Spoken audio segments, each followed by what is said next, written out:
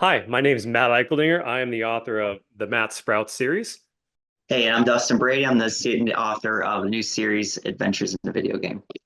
We are both authors with Andrews McNeil Publishing, and today we're just going to talk a little bit about our series and the things that we do in a writing process. So I'm going to start with asking you a question.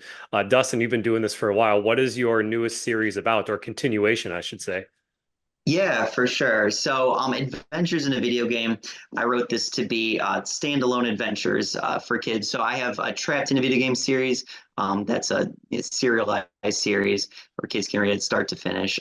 Escape from a Video Game, which is a more interactive series where it feels like you're inside of a video game, get to make choices. And these I wanted to make just standalone adventures where kids can pick them up, read them. And so, I have two of them. I'd like to release two a year and just have fun adventures for kids. What about you? I've read the first Matt Sprouts books. It was awesome. Can you tell me a little Thank bit about your series? Yeah, so the Matt Sprout series is actually semi-autobiographical. It's like a culmination of all these embarrassing stories from my childhood, and it follows a middle school boy named Matt Sprouts, and basically he gets in not trouble but precarious situations all the time. And so it's his journey trying to navigate those while also trying to learn some lessons along the way. It's very much a middle school novel. It's partially illustrated, and so hopefully the series will continue. Yeah, you did the illustrations for that too, right? I did do the illustrations and it was fun. Like it's cool to try and put your unique spin on, cartooning. And I've never really considered myself that, but to have the time and the space to explore how I draw has been kind of fun. So how do you come up Yeah, with that's like, awesome. yeah, you've written this, you've had these books for a while. So how do you keep coming up with new plots? Yeah, for sure. I mean, I always start with what I would have loved reading as a kid. Yeah. And so go back to either specific types of stories or genres or specific video games I love and just kind of think about why I liked them, what I liked about them, and bring that to here. So, like, for instance, this first one, My Friend from the Future, it takes place in like a Chuck E. Cheese kind of thing. There's a big battle that takes place and thing like that. So I had a ton of fun with that. It's kind of like a buddy story, not unlike Buzz and Woody.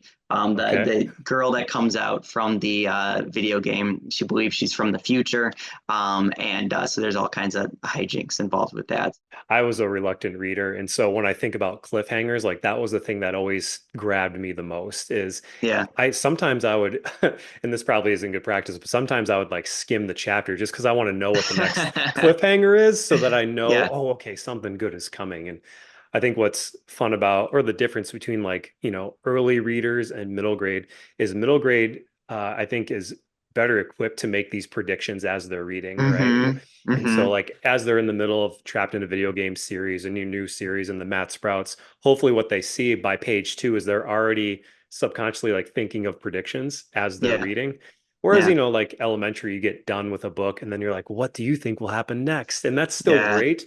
yeah, But writing for reluctant readers specifically, dangling the carrot definitely is a yeah, fun thing to do. for sure. You've written a few series now. So when Mhm. you start thinking about creating a new character, how do you start? Like, what is your process for characters? That's a good question.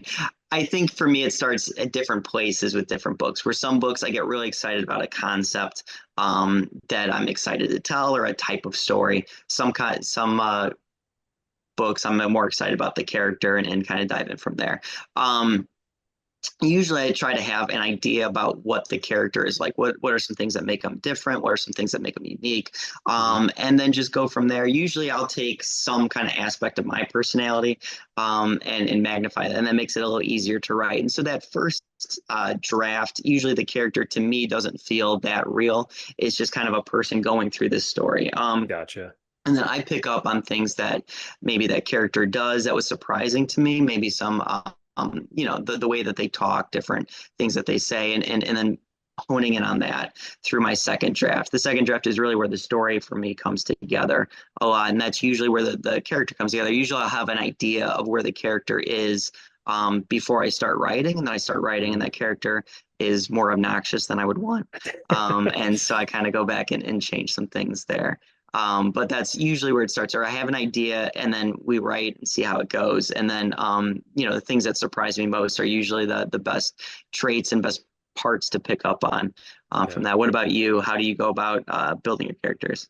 Well, so far I haven't had to really create any because my first series, the Matt Sprout series, almost all the people are based on real people. Sometimes they're Mm, even named the same, which I did get permission for okay, from that's those good. people. But what I like to do is I like to take those characters and then take some sort of trait that they have and just exaggerate it. For example, Hmm. my brother Elliot is in the book. He's my younger brother, and when we were growing up, he just always wanted to be around. He just like would appear everywhere, like even if I Yeah, wanted alone time. And so I kind of made this element of Elliot to be like happy-go-lucky. I just want to be around everybody. I'm happy to help, and yeah. he's kind of like the comic relief. But in the new the new series that I'm working on, it's been a little bit of a challenge to like create someone from nothing. And so Mm, hearing how your process is, it's even different than mine. Like I try and think of what is the plot, and I usually want a hmm. character who is opposite of the problem, right? Because I need Hmm. them to grow. And so in order to get to solve the problem, they're going to have to grow. And Yeah, so they need to start differently. And that can be a challenge. Those are places yeah. where after I write the book, I'm like, oh, I need to revamp this character a little bit. Hmm. What your writing is at its heart is there in those early ones, even if there's some Mm. things cluttering the way, if that makes sense. Yeah, for sure. And that's a good point for any kids watching too, is like Yeah, just stick to who you are in your writing style. You don't yeah. have to mimic anybody else. And that's what being creative is all about. I always tell kids when they're asking what they want to be writers, they want to be authors.